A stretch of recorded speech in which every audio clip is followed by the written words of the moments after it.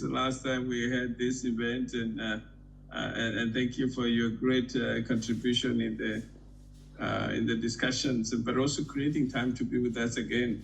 Yeah, no, a lot of fun. I remember last year it was really big. I had a great time with it and everything. Yeah. So we were excited. We always thought it's always good to have this time of the year, because most of our high schools, most of the seniors are now getting to the time where they're working on the applications, and they need to know some information so that they can put in consideration when they're doing the application. Yeah, I mean, I've talked to a lot of students this year so far, and there's definitely a lot of stress. I can tell that, like, as we get closer to November, they start to get really stressed about the application process, which is tough. But yeah, you know, the more information they have, the easier it'll be. So absolutely. And I know I didn't tell you this, but we have Michelle. She actually got to college now. She's been showing pictures to other students, and everybody now thinks that they want to go to Boston University. That's so great. Oh my gosh, I'm so happy. Hey, Christine, how you doing? I think you're on mute. Oh, sorry. Can you hear me? I can hear you now. Okay. Hi, I'm good. How are you? Doing well. I love that background. I remember that background when we visited last year. Yeah. Awesome. Yeah, thank you so much for creating again time to be with us. I was just sharing with the Evans that this is a perfect time for us to engage our young people, especially those who are in senior, so that they can have some ideas on what they can put in consideration during the application. So we appreciate you for creating time to be with us. And Dr. Peoples, how are you?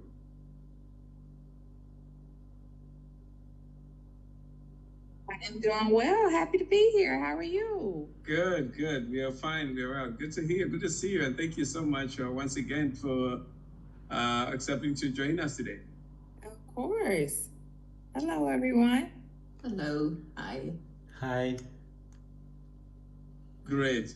And I think just to share with you, you don't have to have there's not much of a big presentation.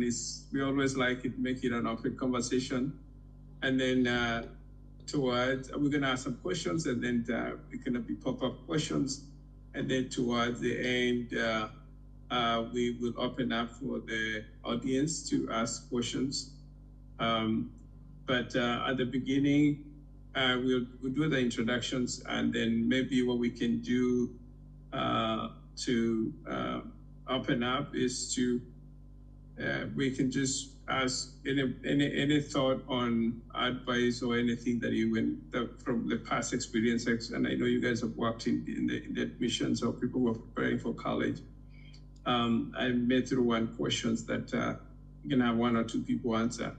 And then the others, we may have some targeted questions that I will throw to individuals. I have some questions that I think they will be more relevant to AMSA Bridge program, and others may be based on the field that you are. But we had shared the questions. We may not have to go all the questions that we had. Just drafted some questions that we can use just as a guide. And then we'll see how the flow goes. Any question? We're good. And I think as we wait for the others, it's good to note for you to introduce your team to those who are already here. We have a list of those who are supposed to be joining today. We have Evans, Kristen. Evans is from Boston University. Kristen from Boston College. Chano is from AMSO. Dr. Madoni is from Webster. The Nutrias from WashU, and the Dr. Carr from Ohio State University. Hey, good to see you, Dr. Carr. How are you? How are you? How are you, Jeffrey? How are you? I am well. I'm well. And I see Gapsil Gwen. Is that somebody that we can see the name, but we don't know who is behind the name. But yeah. Hi, Jeff. It's Gabby. I joined for my daughter. Oh, good, Gabby. Good to see you. Good to see you. Thank you so much. Yes, Yeah. yes. And is she able to join too? She's gonna use my account. She's joined using my device, so she's gonna listen in. Awesome. I'm just minding my own business. I'll listen here and there. Yes, and it's also good for you to be there too, because we also want to encourage the parents also to be there, because there's some information definitely that we feel like might be able to help also the parents. Okay, I'll pop in and out though. Okay, is this meeting recorded though? Yes, we will record. We will record once we get started. Okay, all right. Thank you. Yes, yes, yes. So I am looking at my list here. I have Kristen and Jana. Are you going on Zoom? Gonna put this. The card. Okay, good. Looks like we are all having a good connections for everybody. And now, like I mentioned, we have we try to do this every year in September. So hopefully, we will not feel bothered to call you again next time and have the same conversation, because we have different people coming in. There are those who may have the group that was there have already graduated, and I'm happy to see most of the people that I see from those colleges that are joining us today. We have at least one or two students from who joined the last conversation that are able to join your colleges. So we are so happy to see such outcomes happening.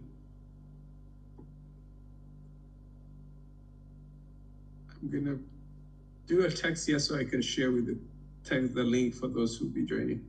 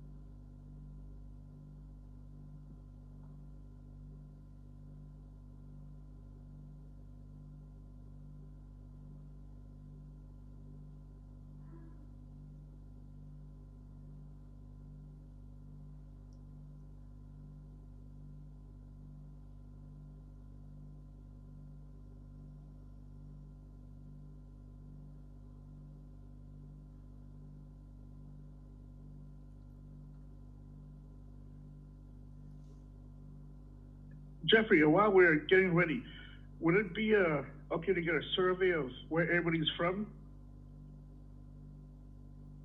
Sorry, represented? the speakers? Yeah, the countries that the parents and the students who are online. You were asking if we have created a survey for that? No, who's here? If I could just get a grasp of the different countries who are listening and. Okay. Yeah, I believe we have a very diverse audience, and because we reach out to every African we know, so I expect we'll have different nationalities represented. Okay. Yeah.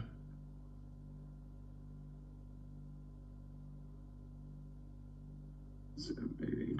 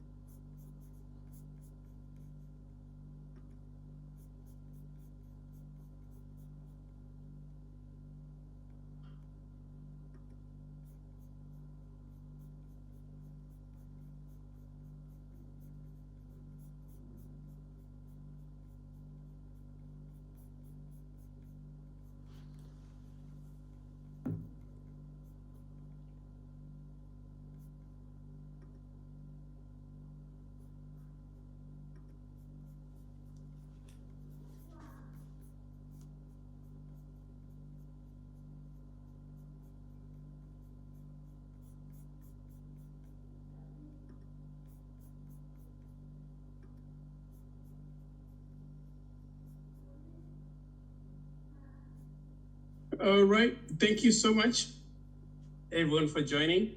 We appreciate your time. I think it is 6:03 Central Time. I want to welcome you again for our annual forum for the College Readiness and College Application Forum.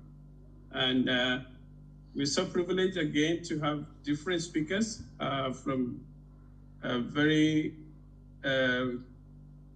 good colleges across the country, both here from St. Louis, but also other states. And I'm happy to share that from the last conversation we had last year, many of our students who participated in this forum and have ended up actually getting accepted in some of those colleges that we have represented today. So I take this opportunity to appreciate every one of you who actually helped us in the process, and even just guiding our students to be able to make those important decisions in their life, which we know it has an impact in their life, but also in the families that they come from. We believe that this forum is very helpful because a lot of our students, or many families, immigrants, when they come to this country, they may not be able to understand the education system here. But having people who can be able to guide and share that information is very important. And we appreciate you, but also the parents who are taking time to be able to join us today. Because we believe when the parents are aware of what to be able to push and to ask their students or their kids to their high school students to know what to push them, for them to know what to do. They know that they're aware of what role they can play. And when students have very supportive parents who know what to do and they have the information they need, they are likely to be able to do better and succeed in life. And for that reason, I would just go ahead and start with introductions. For today, we normally don't do presentation. We just do kind of panel discussions, and then along the way, we will, towards the end, we will invite the audience to ask the questions. And for this reason, I would just go ahead and many people had requested if we can record. Yes, we will go ahead and record it for those who can be able to use this as a reference. And we hope that that would be very helpful. Thank you so much. Yeah, I see MUPENDA was asking about recording. Yes. Recording in progress. Well, thank you so much. My name is Geoffrey Soyentet. I am the Executive Director of MUPENDA for Africa. This organization, we've been in operation for the last 17 years. The ultimate purpose for the organization is actually to help immigrants to be able to transition when they come to this country. They have a good transition where they can smooth transition when they land to this country, whether you're new, whether you've been here for a long time, but also those who are able to use the resources and the network we have so that they can be able to enjoy that sense of community. And we believe within the community, there are also so many resources that are there as part of the mentorship program where we tap the immigrants, professionals who have been in this country, understand the system better. They can be able to mentor our young our high school and college students who need their guidance. And we appreciate those who've been there doing that. So thank you so much. For today, among the speakers that we have, I will just go ahead, there's no line, but I will just go ahead and introduce by name. We have Dr. Jesse Carr. He's the Assistant Pro-Director of the Center for African Studies at The Ohio State University. And I have to be very specific to say it's The Ohio State University. He is the President of Liberian Studies Association and the Chair of the Association African Study Programs. He earned MBA in the history from the Ohio State University, where he also studied under this late Professor John F. Gilman. He also holds master's degree and PhD in history from the School of Oriental and African Studies, University of London.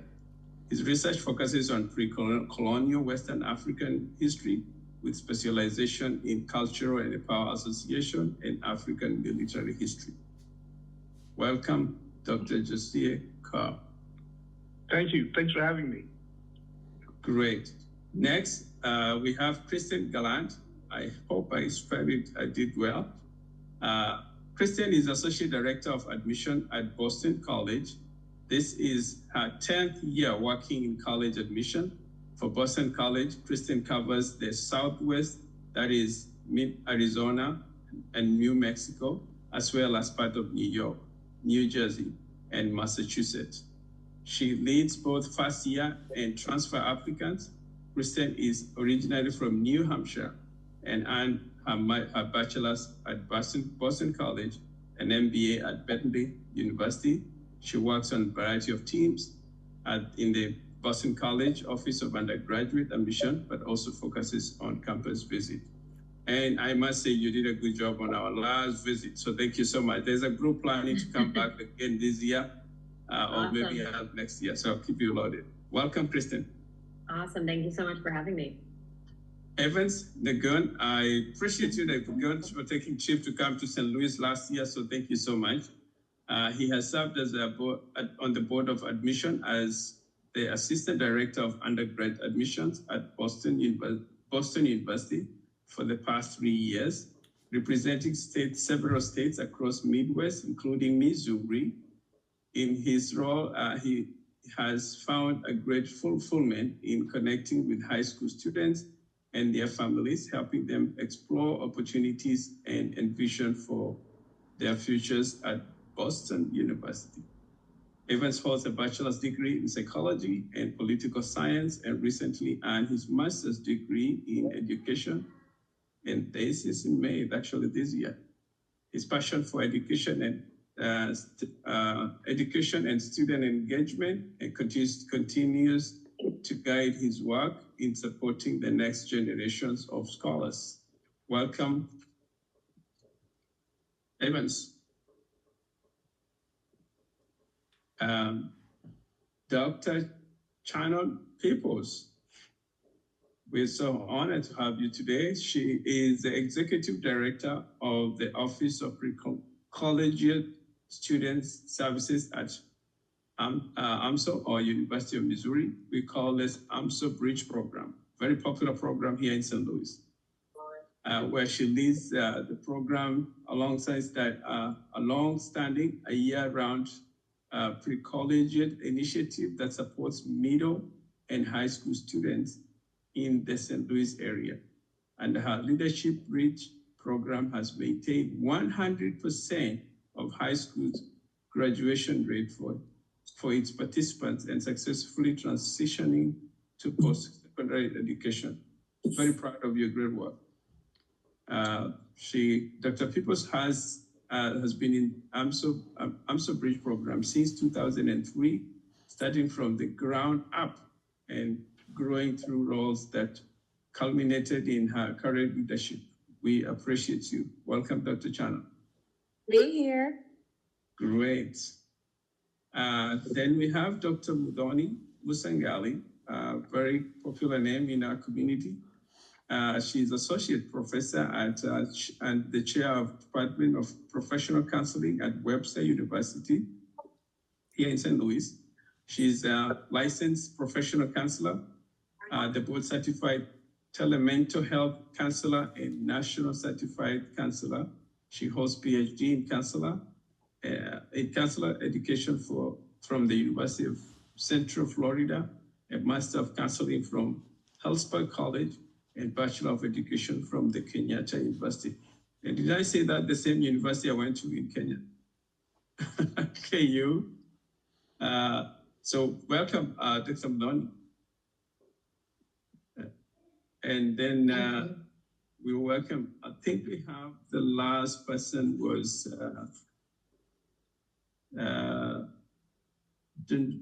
Dentrius Coleman. Are you there? Yes, I'm here. Oh yeah, I see you. Good to see you. Thank you so much. Demetrius serves as Associate Director of Transfer Recruitment and St. Louis Regional Initiative in Washington University here in St. Louis. In his role, he oversees the outreach and recruitment and support efforts aimed at student transferring from community college, as well as initiatives that strengthen WashU connections with the St. Louis area. He also works directly with prospective students and their families, helping them navigate transition to WashU. His work is rooted in increasing access, promoting education, mobility, and building partnership with schools and community organizations across the region to support underserved population moving into higher education. Welcome, Demetrius. Thank you, glad to be here. Great. And I think that's good to mention that on next Saturday, we're actually bringing a group of high school students, 50 plus students to WashU for the annual ZNASH program. Mm-hmm. Yeah, thank you so much. So with that, I will just go ahead and just jump into the first questions. But I think if you can pop it in any. What are the most important factors that admission officers consider when reviewing applications? And we can start with Kristen. That's a great question. So, I mean, I think that everything is important. I think that at a place like Boston College, we do what we call a holistic approach to reading an application. I think first and foremost, for many of the colleges and universities, we're going to want to look at your transcript. And I think that the transcript can definitely help us determine for fit, depending on, maybe program, if you have the right classes, for example, For our business program, typically we're looking for students who have some calculus background. We're trying to determine, an academic fit, but then we're also looking at all the other things that you do as well, all the other activities that you're involved in. We'll get a chance to know you a little bit through the essay that you'll submit, both the Common App essay, and then we also have a supplemental essay. So there isn't really like a most important part of the process, I guess. We kind of take a look at everything, but I think that academic piece is definitely key. We get a lot of people who are academically admissible though, so that's when we look at all the other things that you'll submit to us. Great. And I appreciate that feedback, focusing on the holistic approach for the students. And I think maybe when I look at the applications, many times people could have a very good story, but they don't know how to put it together in the applications. If I can do a follow-up with Evans, how is it important for the students to build their skills on their essay writing so that now when the recruiter reads those applications, they're able to see who this student is? Maybe Evans or Demetrius, you can jump into that. Yeah, I think I can definitely, speak for all of us when it comes to reading applications. We read a lot of them, and that can make it really difficult for students to stand out. And so really having a unique essay and being really authentic in your essay are really, really important. Obviously, you want to be polished and you want to have correct grammar and correct spelling and all of that. That's a good foundation, a good starting point. But I really enjoy when I can tell that a student is passionate in their essay. Whenever somebody's kind of stuck on picking a topic, or maybe they've picked a topic and they're stuck with the writing, I always tell them, talk about it. Just, use your, text to type or voice to type and talk and see what the essay sounds like. It should sound like your voice. I think that's a really good starting point for a lot of students who are feeling a little bit stuck or a little bit overwhelmed by their essay. And I know that a lot of schools also have those supplemental essay questions. A very common one that you'll see is, the why blank university. So ours is what excites you about Boston University. Other schools have, why do you want to be a student here? What makes us unique? Those kinds of questions. And I think when it comes to answering those, it's really about being specific. So a lot of people are excited to come to Boston to be a college student, like the city of Boston. And they'll write their essays on that. And they might have, wonderful, eloquent writing, but when it's not specific to BU, that really becomes a problem. We want to see something that, really singles us out as a university and why you're applying to it. So that's something that I definitely see students kind of trip up on a little bit, is when it comes to those supplementals that are looking for something really specific. But overall, I emphasize authenticity over everything. I would rather learn who you are than read some piece of writing that you've put through, ChatGPT, and it doesn't sound like you anymore. But yeah, that was kind of a long-winded answer. I'm sorry, but I definitely think the authenticity is the most important thing. I love that. Demetrius, you want to add on to something to that?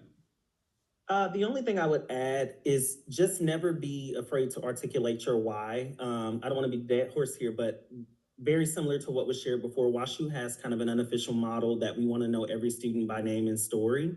So anything that you're adding there should tell me something about you, right? And typically the way I describe it to my students is that when I am reading your essay or when I'm reading your application, when you are telling me your story, it should be something that is unique to you, right? Something that I can't find in the other areas of the application. So I'm going to see your resume. I'm going to see your recommendations. Your essay should not be a reiteration of those things. And even if it is, if you choose to further elaborate on some of those things, right? What can you tell me about how those things have developed you or how they've kind of driven you to get to where you want to be?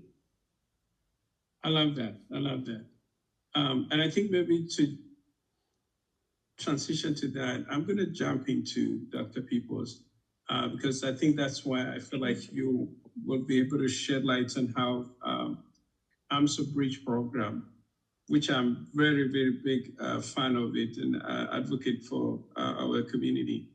Can you give an overview of the AMSO Bridge program and how it helps students transition from high school to college academically and socially? Sure. Dr. Peoples. So course, the UMSL Bridge program, we're celebrating 40 years this year. And it is a program that is positioned on the University of Missouri St. Louis campus, designed to help provide students with early exposure to college level expectations in a very supportive environment that makes students understand from all backgrounds that you belong here, that you can be successful regardless of what college or university you decide to attend. And so through those academic courses that we provide, the enrichment workshops, campus engagement, students are able to strengthen their skills while becoming comfortable in a university setting, because many times that stigma of not feeling like that I can be successful is one of the biggest barriers. And so socially, our students are building some of those lasting relationships with peers, because students come from all over the St. Louis metropolitan area. So we have partnerships with all of the local public, private, and homeschool organizations across the city. Students only have to have a 2.5 GPA and be either enrolled in or have taken algebra to be a part of our program. So we've met lots of wonderful students through Vintendo that have become a part of our program. So they build lasting relationships, not only with peers, but with faculty and mentors who help to guide them to help make that transition to college a lot smoother and less intimidating. That's true. Thank you so much. And you've said something that I like about the AMSA Bridge program is, like you mentioned, besides what you learn in the class, there is a lot of stuff that you're able to learn outside the class, but also the involvement of the parents. And I know when my wife joined the first parent session, I mean, it was like this very mind-blowing for her to be able to listen to other parents share their struggles, share how they deal with it. I mean, do you want to share a little bit for the parents who are in the audience to hear maybe the importance of that program? Sure. So we try to provide wraparound services, make it a one-stop shop for the college-going journey. And so we do have a parent component where on those Saturday Academy mornings, the first Saturday of the month, parents come and they attend workshops. And so it's a community environment, and it's beyond just financial aid and admissions, but some of the culturally responsive programming that we provide for parents, stress management, and improving the communication, teaching our parents how to be better advocates for their students. And so it doesn't matter the background, it doesn't matter the socioeconomic status of where they've come from. These are things that we're providing for our parents, teaching them how to be better for their students, but also to reach back and be better community members for friends, family, and practitioners in their respective communities. And so those are things that we have been proud to be able to do for 40 years, and continuing to be able to reach back and help face the realities of the changing world that we are, dealing with as parents and as also practitioners, but helping our students to also see their parents as lifelong learners. And that helps to reaffirm the necessity of them participating in programs like ours, thus having a more robust experience when they're boosting their resumes and talking about different experiences when they get ready to apply to college. And so we do a lot of those things. It's a big part of why we do what we do in that college going experience, is that the essay writing and make sure that our students are putting forth the best representatives of themselves, so that wherever they're deciding to come to attend, whether it's UMSL or WashU or Boston, wherever they're looking to attend, that they can be the best showing of themselves and receive the most amount of dollars as well. Great. Thank you so much. We appreciate Evan for that. I'm going to jump into Dr. Modoni, and this part maybe also the other panelists. When it comes to the scholarship, what's the best way for students to find scholarship, especially for the first generation immigrant students? I don't know why you asked me, because I think I'm the least qualified of all the people here to talk about that. So I'm here sort of wearing two hats. One as a person that works in a university setting, but my graduate is a graduate program that I run. So I'm not very familiar with undergraduate applications. However, I'm a parent to two girls. I am asking that because I know you have an experience from your daughter. Right. So my oldest daughter is a college junior at Mizzou, and my younger daughter is a senior. Preparing. So I'm here to also learn from all of our presenters here as I get more tips for us in the application process. But Janet was very fortunate to, when she was applying, that's my daughter that's at Mizzou now.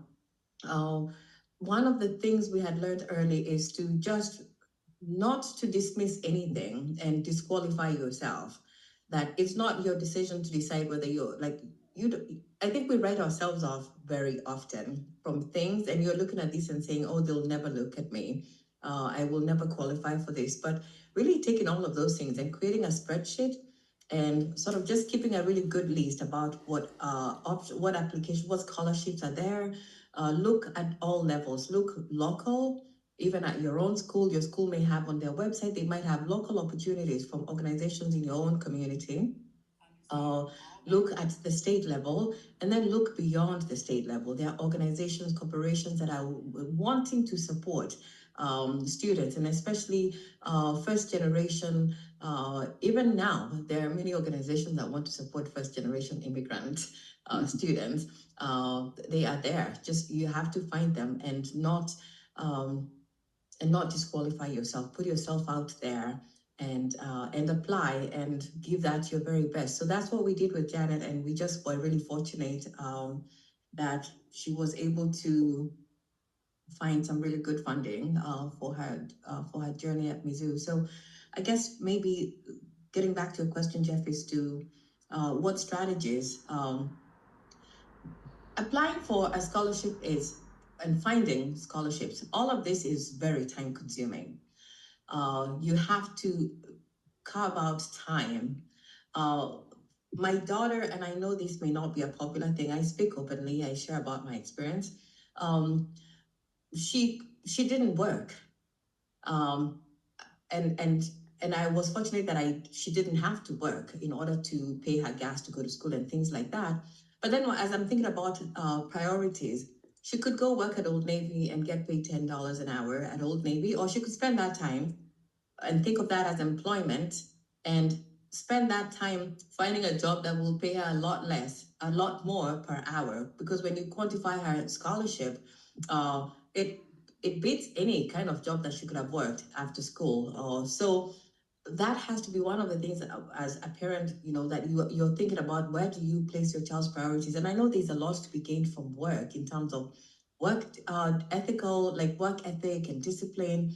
But for us, we sort of weighed what was the most important thing and how was our time or her time best spent, and what would be the greater payoff. And decided to focus on looking for scholarships because we thought that was the best use of time.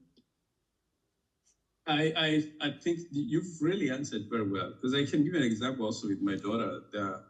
I remember when she was applying for scholarships, and I was sharing the same thing. It's if you spend an hour there to make $1,000 scholarship, then you've been paid an hour $1,000 in 1 hour.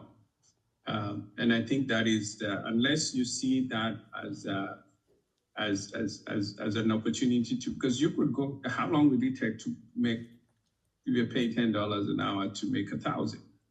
But you can spend your time there and put their hours on their scholarship. Because I know she put a lot of work. I still see some checks coming to the house right now, 1,500. And cumulatively, I think from those small thousands, they came to almost $20,000 with those small applications, especially for those who can be able to use the St. Louis.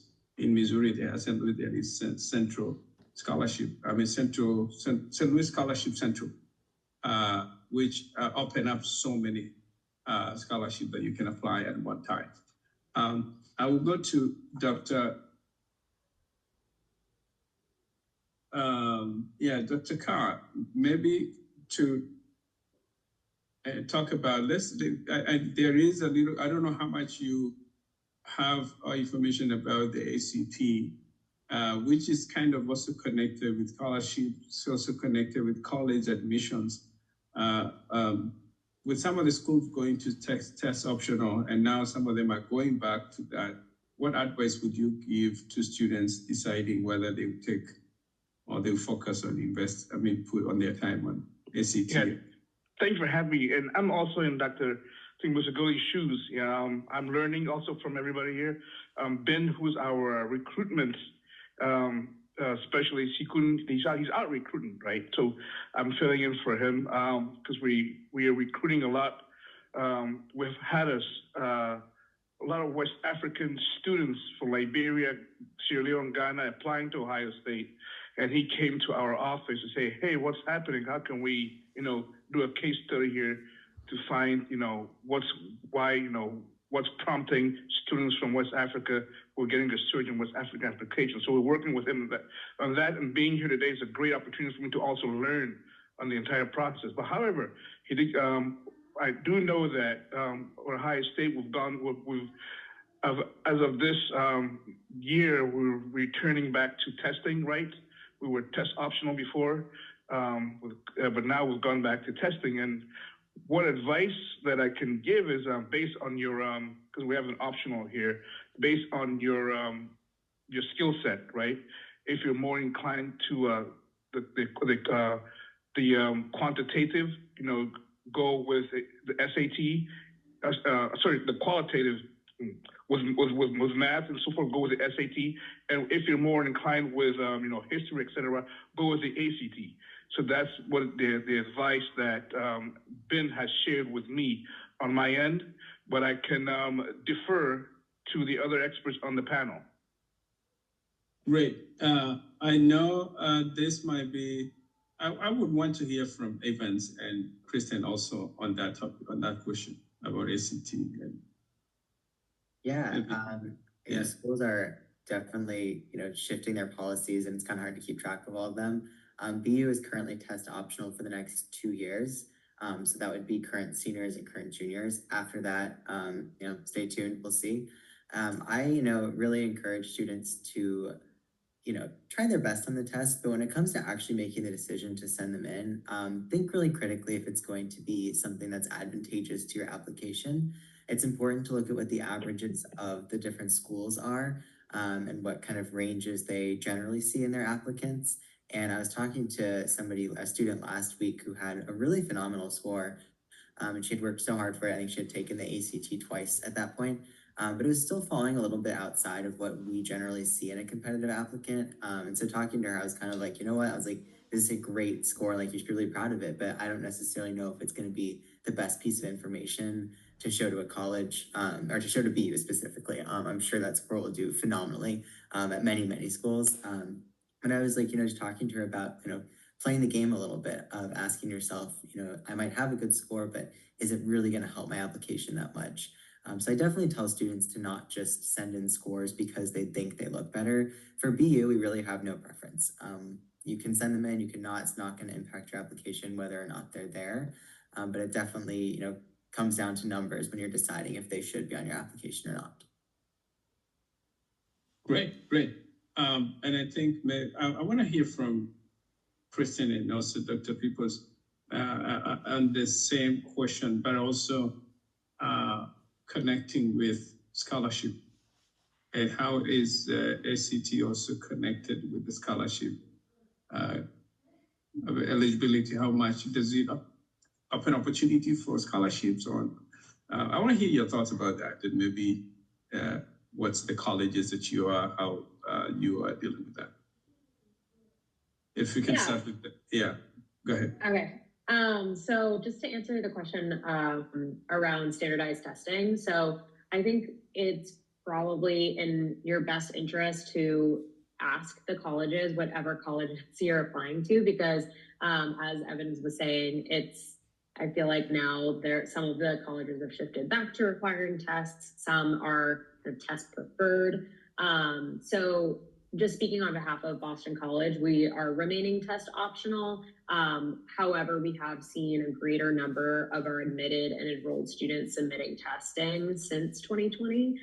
So in this past year, for the students who were admitted, 75% of those students had submitted test scores. So there are still students who are being accepted without test scores, but what I tell students is that it does add an additional data point for us. And when we have so many students that are very strong in many areas, if having one additional piece of information can help solidify our choices as we are making those hard choices at the end of the day. In terms of how it relates to scholarship, for us at Boston College, it's a little bit different than some other schools that might have a significant amount of merit-based scholarships. We only have one merit scholarship program, and it's awarded to 18 students per year. It is not tied to standardized testing. It is definitely based on a student's academics, but then also based what they do outside of the classroom. So it's awarded to students who are at the very, very top of our pool. Typically, those are students who are also submitting tests. So I'm not sure about what our incoming class of, we call their, the scholarship is called the Kabale Presidential Scholarship Program. I'm not sure how many of them had tests versus not had tests. If I were to guess, I would assume that most of them had tests on their application. However, it was not necessarily like a factor alone. Like, it's not just you need to have a certain test score, it's you have to be at the top academically, taking the most rigorous program available to you, and then typically those students are going above and beyond what is asked of them in whatever educational environment they're in, whether that is getting involved very deeply maybe in a program in their school or in their community. So again, it's a highly selective program. There might be another school here that has a different sort of merit system. I love that. The fact that you mentioned that it's anything that you can do to make you stand out. And I think sometimes when you have everybody has the same qualifications, and this person is able to produce that he has a ACT and a good score, then that would be a good reason to make them look very different and make them stand out. Yeah, Dr. Peoples, I know you've done a good job on SET Yes, students. and it's something that we have always made a mainstay in our program, that we provide free ACT preparation for our students.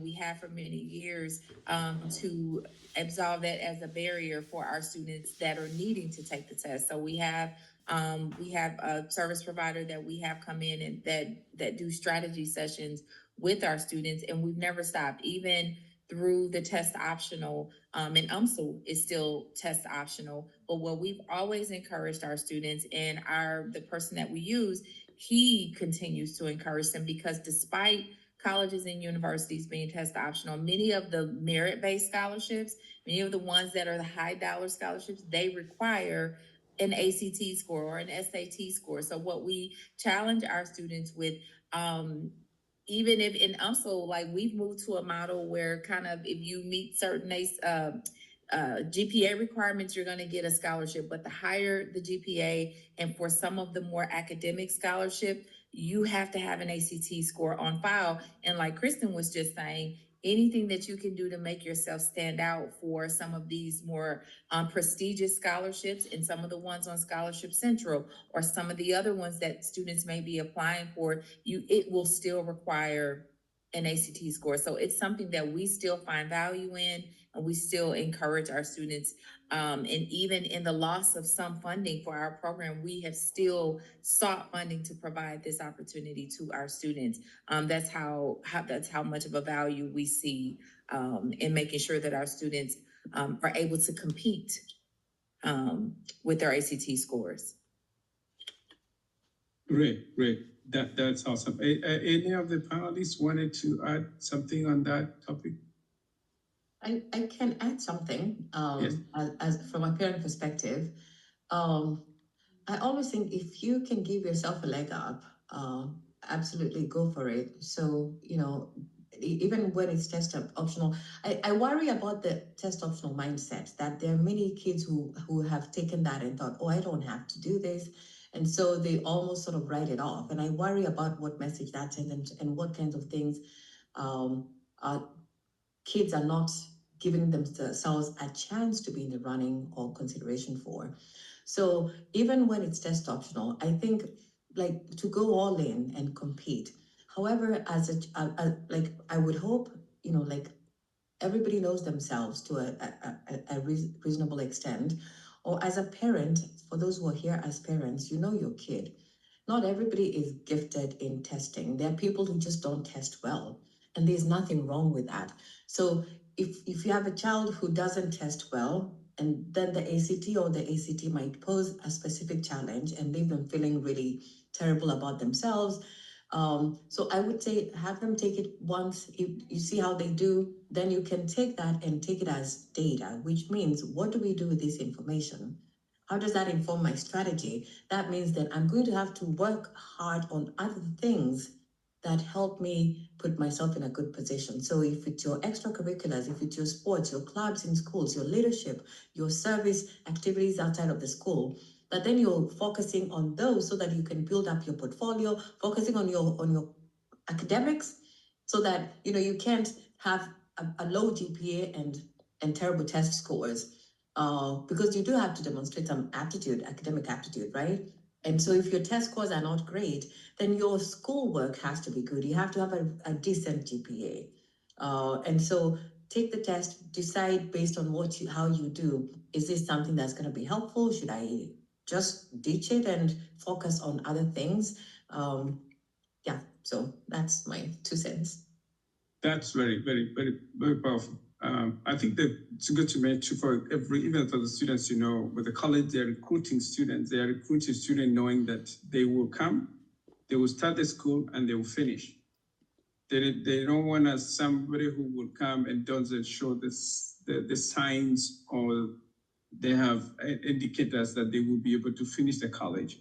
So having that, you are able to show that you're able to challenge and do those difficult things. It means that you're proving to them you will be able to handle difficult things in college. And some of the things that they are looking for is what you mentioned. Go ahead. Yeah, so I could piggyback on Dr. Musangali's. One thing that been distressed to me also is the power of extracurricular activities to shore up, because they show leadership, creativity, ingenuity, staying power, and that these, and again, I'll defer to our other experts, but one thing that he did talk about is that the power of, demonstrating extracurricular activities, and what they can bring to your packet, or to your package, I should say, your application packet. That's true. It's the idea of how do you package yourself to really, really stand out as one of the students that every college want to have them in their campus. I will ask one question, then I'll open to the panel. But I think on this part, I will. I don't know if this will be mostly on creating that environment for being able to have that. I believe in the sense of belonging and sense of community. How does your school support immigrants, refugees, and first-generation students once they are admitted? And this one maybe anyone can jump into. And what are some of the resources that are there for either the immigrants or international students that are in your campus? I can say on that. But here, because we're part of the Office of International Affairs, so we really have a robust program, which the Center for African Studies, which we participate in, the Director Kubo and I. When students are checking in here, I make sure that we're out there to meet the students who are coming from the continent, right? Introduce ourselves, pass our cards. Ohio is a very cold place. Talk to them about, the weather and so forth, practical things. Also, we have a very robust African Youth League student organization. It's pretty huge. We've built our student ambassador corps. So we have a whole corps of students that we can deploy to reach out to our African student body here. And so we really do, I would say, a good job maintaining contact with them, bring them to the office, talking how you're doing, regardless if you're an undergrad or if you have a master's or doing a PhD.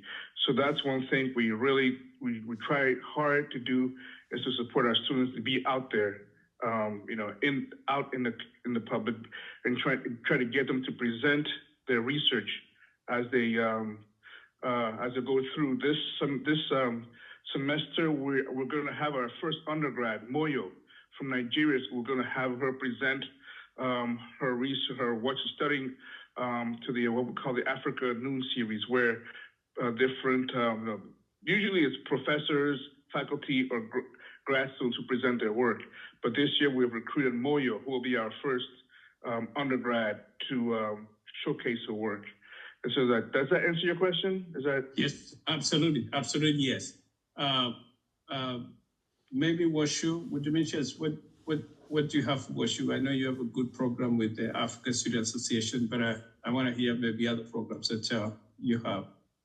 Absolutely. So on our campus, we have what's called the Taylor Family Center for Student Success. And what this is a general hub of resources for students who either come from underrepresented or under-resourced backgrounds. And our international students would fall into that category. The offices that we have, I would say, are kind of divided into two sort of areas. So the first one is going to be the Office for International Students and Scholars.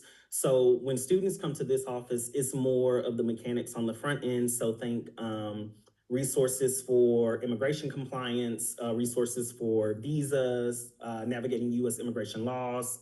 But once you are on the other side of the door, you move beyond kind of those mechanics into what it means to be a part of the WashU community. And that's where our Office for International Student Engagement is. So this is a part of that overall hub of the Taylor Family Center for Student Success that is specifically focused on international students. So when you're wondering where you can go to just connect with folks that might be like you, might be from different cultures, different backgrounds, that is where you're generally going to find them on campus. But it even extends beyond that. There are a lot of programming initiatives. I know they do weekly webinars with just general things, right? A lot of times we ask the bigger questions. We talk about like the academic components, research internships, which are very important. But they do weekly webinars on very basic things like finding grocery stores in the area that might have the things that you need, right? Like, or where can you find general community outside of even the WashU community? So our biggest resources are within the Taylor Family Center for Student Success, but we also have a focus on mentorship, I think, in general.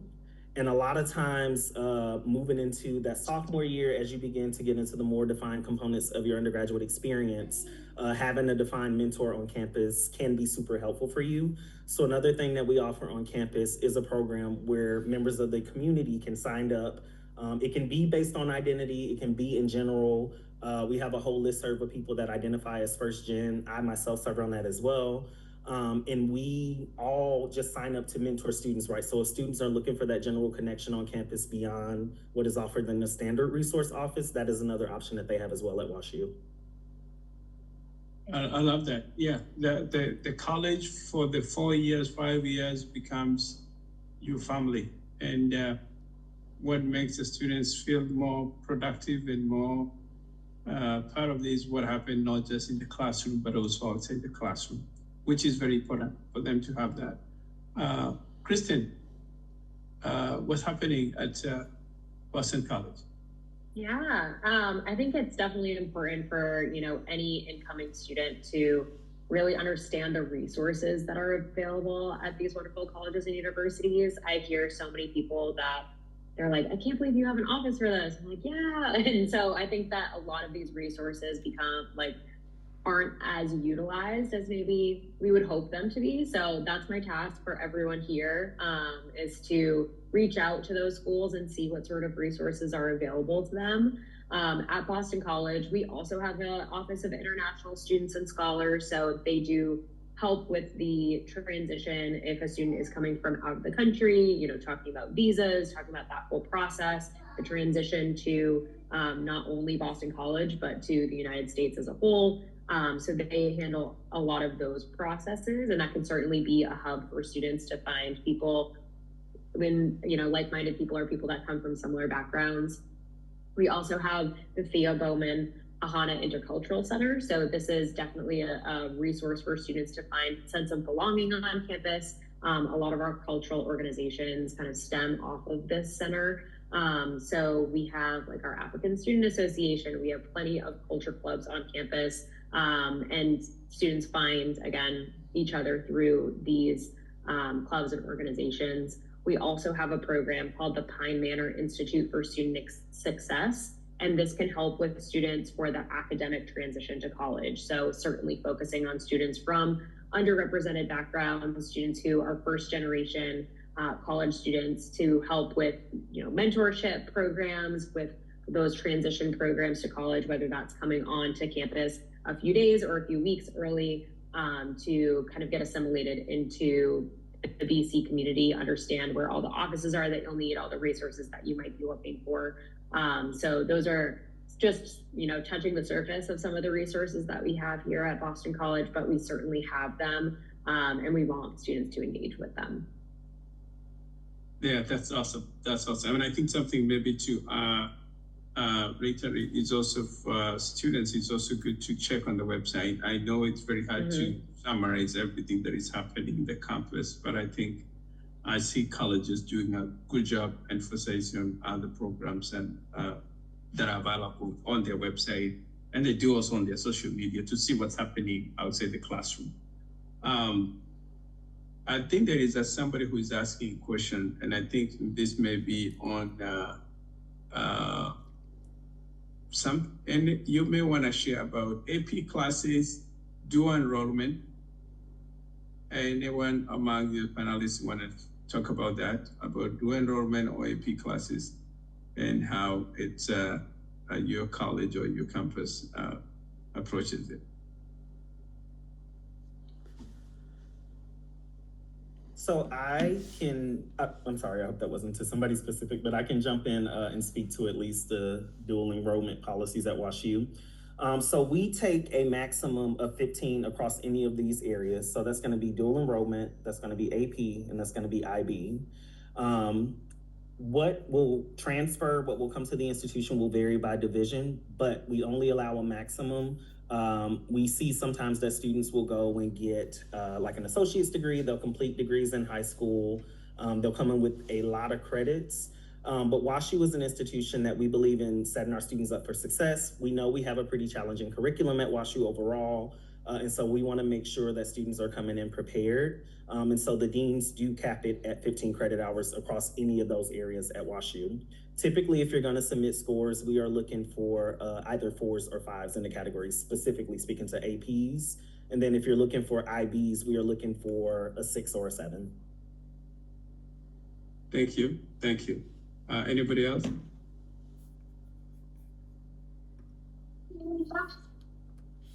Okay. Capital I. Okay, that is fine. I see there is a next question here. My question is about the transition of students who got GED and they want to transition to college. That's a question from the chat. Anyone, the panelists can respond to that? I can talk to this one a little bit. So students who have a GED are generally considered transfer applicants to Boston University since they've done high school in a non-traditional way, meaning that they are not graduating typically at the age of 17 or 18 like most high schoolers are.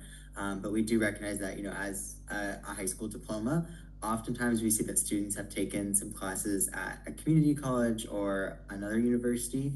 And I think that can be a really strong way to show, that you're an academic fit for BU. We like to see, some sort of recent strong grades. I think that, if you got your GED and you've now been out of college, or you've been out of school for, 5-10 years even, it's really hard for us to make a decision just based on that because we don't have any recent information. So anybody who, has not stepped foot in a classroom in quite some time, I encourage them to go just find a local program or something like that to go ahead and kind of get their feet wet again before they end up transferring to BU. We also have a metropolitan college that is serving non-traditional students. So those are people who want to mostly take classes at night, people who might be working full-time, those that have children, anything that might, any life factor that might get in the way of your education in a traditional sense. The Metropolitan College tries to work around that with alternate class times, really, really flexible programs, special advising for people who are, not your traditional teenager living on campus. So I definitely, whenever, somebody is kind of in a non-traditional situation, I really push them to look into the Metropolitan College at BU. I know that many schools also have similar programs that are designed more for adult learners. Great. I will, sorry. Go ahead. I will piggyback off of that. I actually oversee our transfer program at WashU, and I can tell you that this comes up very often. I would say do some research on the types of resources that institutions have. So really piggybacking off of what Evans has already shared. But WashU is an institution, for instance, if I get an application where a student might be coming from a non-traditional background applying for a transfer student, we actually have an office on campus called CAPS. And they work specifically with that population of students to help them kind of integrate into the WashU community, right? You're not gonna wanna go live in the first year res hall if you're 35 years old and you've been out of school for 10 years, right? So we have an office that works specifically with that population of students. Some other institutions will, some other institutions won't. So just do your homework on the back end or on the front end, I'm sorry. And institutions will likely have that information out there on their website, or if you reach out to the transfer representative, they'll probably have that for you. And then there is a WashU specific question in the chat that I want to just answer while I'm on here. Was, do you accept any and every AP credit at WashU, or is it only certain ones? We accept a multitude of AP credits across a multitude of divisions. A lot of it is totally left up to the deans as to what they will accept or won't. The most thorough of those is going to be our College of Arts and Sciences. And if you literally just Google WashU College of Arts and Sciences, you will see most of our AP credit policies listed there. Pretty standard ones we take are usually anything that counts up through Calc 2. We'll take English, we'll take some history credits. But again, as to which division will count that is going to vary just based on what your curriculum is. All right. I think there is another one that is on, can students who have done A+ programs at community college qualify for the scholarship offered at the university? Are you familiar with the A+ program in Sibley's? I am. In any context, unfortunately, for WashU, we have only one specific scholarship for any student that's applying transfer. International students, A just looks a little bit different, right? We are need aware for international students, but we meet 100% of demonstrated need for international students at WashU. What I can tell you in general, though, again, it goes back to kind of doing your homework on the front end. There are some institutions out there that are need blind for international students, period. And so those would be good ones to apply for because they have, in some ways, a really, really solid budget to be able to award students money in ways that other institutions can't. When speaking specifically to WashU from a first year standpoint, what I recommend is one on the front end, utilizing the net price calculator with your parents and kind of doing your homework, knowing your specific situation beforehand. And a lot of times institutions, WashU is no different, will have financial aid counselors assigned to you by last name on the website, so where you can go and have that individual conversation with them up front to kind of know where you stand specifically and what options will be available to you. From a transfer standpoint, though, being that we are in the St. Louis region, all students that apply as a transfer student specifically from the STLCC college campus, we will take whatever credits you have. We actually have a transfer scholarship that not a lot of students know about that we give away every year, 1 to 2 students every year from the STLCC campus specifically. You need to have at least a 3.5 GPA as well as 60 credit hours taken at the St. Louis Community College system. And you are eligible for a full scholarship for the final 2 years of your experience at WashU. So there are options out there. What I will leave you with, because I don't want to take up too much space, is that it will vary by institution. So just look up institutional aid policies on their websites, pay very close and specific attention to the language around being need blind and if they meet demonstrated need, because that's ultimately what's going to tell you what your bottom dollar will be as an international student. Great. That's good. Any of the panelists you want to talk about the international students who scholarship for international students? I think I know you mentioned about that, but do any other colleges have? I want to say you can share anything about when it comes to the international scholarship. I could talk about BU's offering to international students a little bit. So for need-based aid, meaning that comes from your family's demonstrated financial need, we use the FAFSA and the CSS profile. We only offer need-based aid to domestic U.S. citizens, but for international students, we want to see them applying for those merit scholarships. There's no additional application for merit scholarships. It's automatic consideration if you apply by December 1st, and they work on a sliding scale of 10,000 all the way up to full tuition. So we definitely are still offering, large dollar amounts to international students, even those who do not qualify for our need-based aid program. For those that are U.S. citizens and applying for need-based aid, we do meet 100% of need for all first-year students. And you have scholarship assurance. Whenever you get your first year, you won't get less than that for the next 3. So you have financial aid for all 4 years. The minimum is what you get your first year. If tuition goes up, your aid will also go up at the same percentage. And as of this year, we are a no-loan school. So we will award grants, merit scholarships, and work study only. Awesome. I want to open up for anybody who want to have a questions, and then we'll have one last closing remark from each panelist. Anybody, you can unmute yourself and ask a question if it was not answered on the chat, from the chat.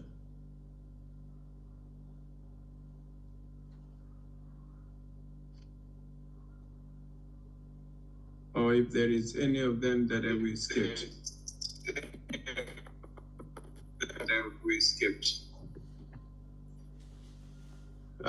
Yeah.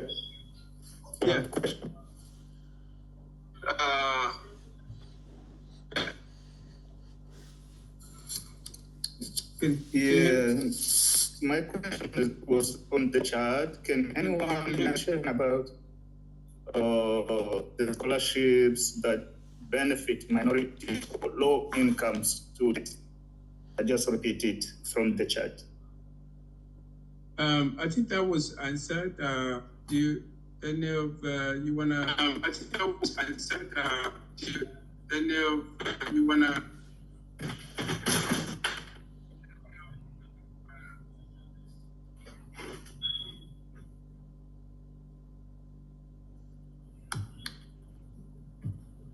Can you hear me? Yes, we can hear you. Okay. Yeah, I think you and Conde are in the same location, so you're echoing. So he may have to mute himself. No, I am in the. I don't think I'm in the office. I don't think. Maybe it's on two big gadgets. Maybe that because I had also echoes on my side. The scholarship for the minority? I think that was part of the conversation that was had with Demetrius. And do anybody want to add on that? Oh, I believe we covered that. Any other questions? That was, and you can raise up your hand, or and you can ask questions. We have a few minutes. Before we wrap it up. I would just add one piece to that financial component. So for WashU, we have 2 main scholarships, and I don't know if I covered this early. One is a divisional scholarship, and the other is, we call them signature scholars programs. These are they're going to be super competitive in terms of what students are able to get from them. So the divisional scholarship, we automatically consider every single student that applies to WashU for those. The signature scholars programs each have sort of a pillar of leadership or a certain characteristic that the person who the scholarship is named after is endowed by. And the student will have to write an essay essentially talking about how they meet those qualifications. But what I want to highlight here is that WashU, and I think I heard that BU might be the same, For specifically to low-income students, we are 100% of demonstrated need met. We are a need-blind institution, and we also are a no-loan institution as well, which I know I heard with BU. And speaking specifically to WashU, as you think about low-income students, any student who comes to WashU whose family collectively makes less than $75,000 a year, they're going to go to school at WashU all 4 years for free. So it's not necessarily a scholarship, but I did want to highlight the fact that there is a lot of aid opportunities out there, even if there are not merit-based opportunities. Can I ask a question? Yes. So in our African community here, a lot of people are working in healthcare, for example. They make good money. They're not making less than $70,000 a year. They make decent income, but they don't have money to pay $70,000 a year tuition at WashU, right? So we all, many people, many parents that I know fall in that area where you don't get the need-based because you make a decent income. What advice would you have? Like, what is available for people in that bracket? So you can learn, and I think it's pretty accurate, going back to what I shared earlier about the net price calculator. If you go online to WashU's website and enter your income and assets into that, it is almost exactly what the SFS counselors are going to tell you.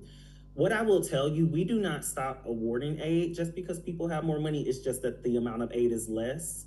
I took a look at the numbers the other day, and we went all the way up to families that were earning like $400,000 a year for one parent, right? So there is money out there. These folks, they probably weren't the ones getting all $93,000 a year covered at WashU, but they were still getting significant aid packages. It just looked a little bit different. What I recommend is definitely utilizing that net price calculator and arming yourself with that. And I say arming because it gives you something to kind of go into these conversations with SFS counselors at different institutions to kind of build from, right? You don't want the basics of, you can go online and enter this into the net price calculator and they can do it with you, right? You want to be able to kind of have that going into the conversation so that they can make it individual to your specific situation. I am not a believer in sugarcoating anything. There's not as many resources out there for folks who come from moderate income and above, but at least for WashU, I can speak to say that I know we awarded aid up to at least $400,000 last year. And so there is something out there. That's a good question, and thank you so much, Demetrius, for that good answer. I think on this part, I wanted to ask, we have some parents in the audience, and I wanted to make sure that we also have some things that they can take away from our panelists. But I want to maybe engage Dr. Peoples on this. How can parents provide the best support system for their children? And especially those who are about to get to a college application, but also maybe how can they provide the best support system along the way that will lead to a very good, successful candidate towards the end? If Dr. P, are you there? Yes, I'm here. Okay.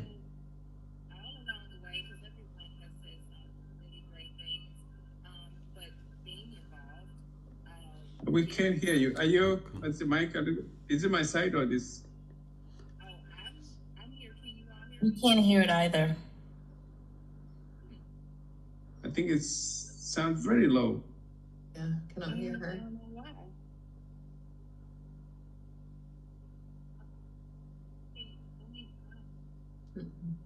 Not yet. Can you all hear me now? No. Not really. Barely. It's barely.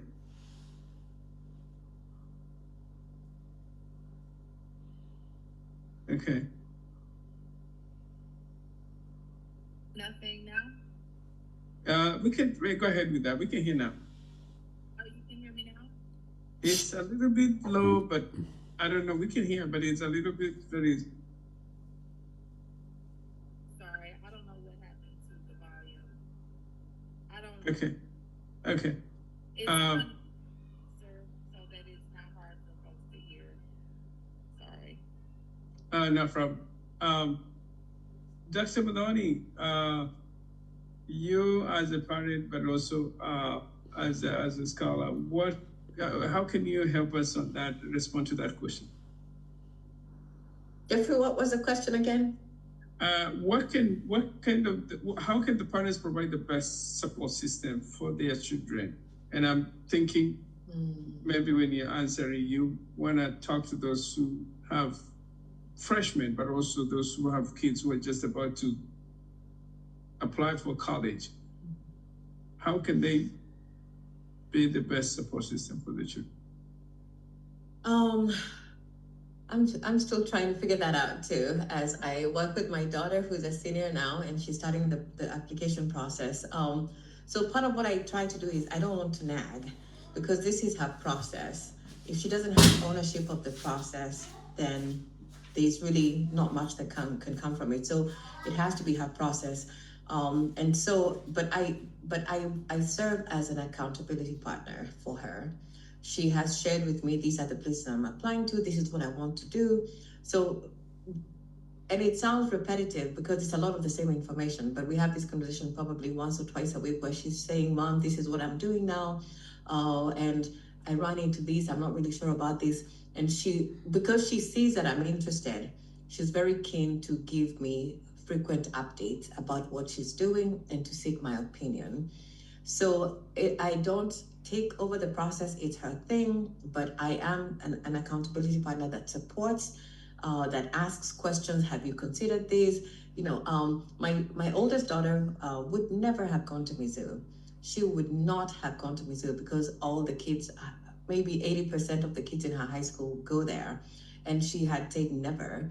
And part of my conversation with her is just challenging her, you know, you never know what could come of it. Like, you should maybe give this some consideration. And when she did go, I said, just apply anyway, because it doesn't take much from you.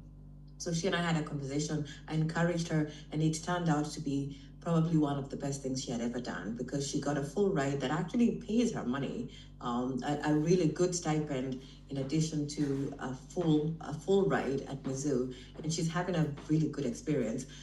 So for me, it was really asking her, have you considered this? And the things that you're thinking you may write off altogether, I bring the adult perspective. She's only 18, they're kids, right? And they don't have that adult perspective that we do as parents. I think also a thing about this is sometimes because many of us who didn't grow up here, we might think we don't know much about college, the college experience, and therefore think we have nothing to offer. And nothing could be farther from the truth. Because what I offer is not my knowledge of the college experience. It's my knowledge of my child. That's what I have to offer, and that's what I continue to that's what I really sort of latch onto. That's what I capitalize on, the way that I know my kid. And so I have these conversations with her as often as she needs to. The other thing too is, again, I offer these sometimes, and everybody has to make the decisions that are best for them and their own families. But we have to do better showing up as parents and really being engaged. We have to be there, be present, and be a part of this process. Then that way our kids will invite us in, rather than us thinking that this doesn't really have much to do with me. But part of that also may mean, again, you know your kid, I know my kids, I know my kid doesn't benefit from, and I hate to say this way because I recognize how it might come across. I don't need Tabby working a job after school because she's doing she's on volleyball. That's why she's not here right now, because she's at a volleyball tournament. So she's doing stuff that is really helpful. So there may be sacrifices that we have to make. Somebody asked here a question about investment. A question up here about, with that in mind, is some of the tips can, the idea of investing in a college education, there will be some sacrifices that are made now. She would probably like to have some extra money to buy this, to buy that, but it's not going to be helpful if it takes up time that could be better invested prepping for college. And there is still value to having a college education, regardless of what people will say. And again, even among our own community, I have known people that have gone to a community college and learned a trade, and that's perfect. But whatever path you choose, there's gonna be some investment of resources, there's gonna be some investment of time, and there also will be sacrifices. So you have those conversations and think, what can you sacrifice now for the greater good in the long term? And our kids are not necessarily the best at, and many of us are not, about thinking long term and weighing the long term benefits of a decision that you make now. So that's again my role as a parent, because she's thinking about what's going to happen right now. And there's always a sense of urgency when you work with kids. But then you be the voice of reason that says, let's really think this through and see what makes sense for us or for you. Great. Question? Good. Yeah.